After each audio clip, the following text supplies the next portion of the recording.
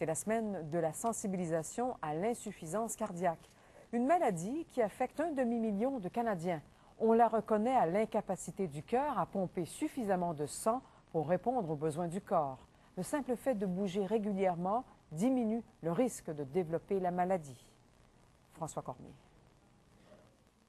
Léo Langlois a 70 ans et même s'il semble en forme, son cœur, lui, est très malade.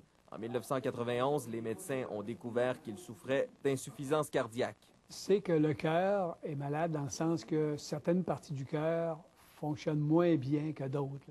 Son ventricule, ce qui sert à faire circuler le sang dans le corps, est plus paresseux que la normale, de sorte que le cœur est obligé de pomper davantage. C'est en pleine nuit que M. Langlois s'est aperçu que quelque chose ne tournait pas rond.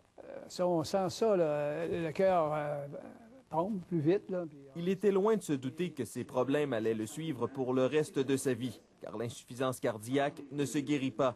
Il faut prendre de la médication et souvent, selon les cas, se faire opérer.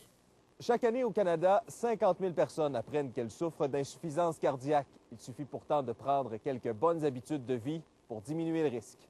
Plusieurs personnes en souffrent sans le savoir. Les spécialistes recommandent entre autres de faire de l'activité physique, au moins 30 minutes par jour, 5 fois par semaine. Mais on sait que la plupart des Québécois écoutent 3 heures de télévision par jour.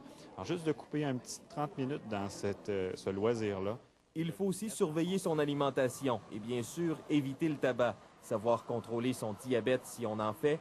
Cette spécialiste ajoute que l'insuffisance cardiaque coûte très cher à la société, plus cher en fait que le cancer.